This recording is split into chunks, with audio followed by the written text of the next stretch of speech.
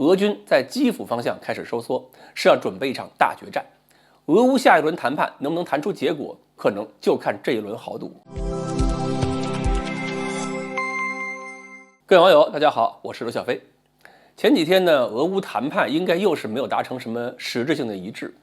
虽然有段时间呢，传说是有了些共识，比如说俄罗斯同意乌克兰加入欧盟，乌克兰表示呢不加入北约，但是在乌克兰领土问题上，双方立场谈不拢。一方面呢是坚持要从乌克兰领土上砍下几块肉，另一方面呢是要求各自回到2月24号开战以前的位置。然后乌方呢又说谈判可能取得了新的共识，俄方宣布这样的谈判没有任何的意义的。我看昨天乌方又说谈判呢有了一个乐观的前景，而俄方说根本就没谈出什么有意义的东西。那么没办法，这种认识上的差距就只能通过战场去缩小了。在这一轮谈判中呢，不管是有意还是无意俄罗斯放出个风声，说在基辅周围的活动呢可能要减少。另外呢，还有信息显示说俄军部分部队开始离开原有位置，向北调动了。对于这个调动，美国五角大楼提出一个判断和警告，说这可不是俄罗斯打不过要撤军跑回家了，这是要把部分部队从前线拉回来进行简单的整补，然后从北线往东线调动。另外呢，俄罗斯方面也宣称了，这个新调动过来的部队以及在俄乌边界待命几十天还没有进入乌克兰的军队，这次要集体涌入乌克兰。这一次性的投入要比2月24号到现在已经投入的总兵力还要多。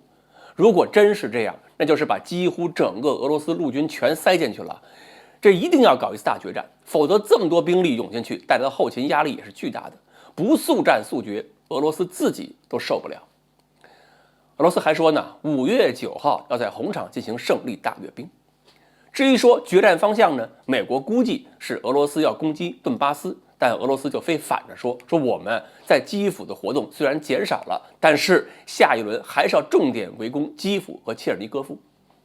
反正呢就是要跟美国说的不一样。这个招数呢我们以前也见过，反正就是战前俄罗斯也干过这个事儿嘛，通过一系列假动作让美国在俄罗斯作战方向上不敢轻易下结论。但是呢，不管俄罗斯怎么去说，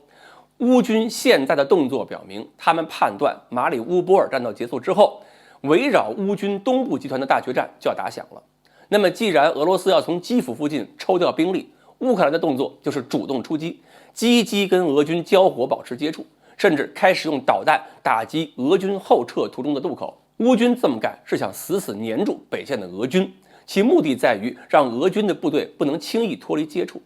如果没法脱离接触，怎么可能后撤整补呢？怎么可能调整部署呢？乌方应该还是比较了解自己这个对手，所以战役指挥上好像也不是一团散沙，从上到下，从意图到贯彻，指挥链条还是很通畅。既然这场大决战有可能爆发，那么我们也可以猜一下这个决战的结果会如何影响这场战争的走势。如果俄罗斯赢了，那么乌克兰政府就丧失了主要兵力集团，就没法在顿巴斯问题上继续讨价还价，只能考虑如何给自己多留点面子了。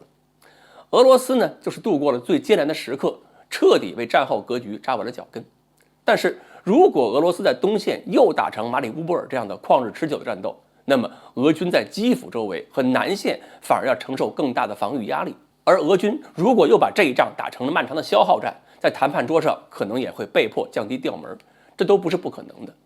因为现在俄罗斯空天军的力量可能还是不足，基辅、哈尔科夫这些地方，还有乌克兰的绝大部分地方，公路、铁路运输都没有受过影响，各种物资还能够通过铁路往城里运，这对固守城市一方太有利了。就算现在俄罗斯空天军马上用战略轰炸机对这些重要的交通设施、铁路、公路开始战略轰炸，可能都有点晚。而以前没有实施这种打击，估计也是担心没把乌克兰的远程防空火力清理干净，宝贵的轰炸机在轰炸过程中也会受损失。不管有什么样的困难，普京肯定不会容忍战斗继续僵持，泽连斯基也不敢轻易让步，所以4月的战斗规模可能更大，也会比马里乌波尔更血腥。好，俄罗斯在基辅抽调兵力，是不是要在东部展开大决战？今天呢，我们就猜到这里。欢迎大家继续关注我们的栏目，我们下期再说。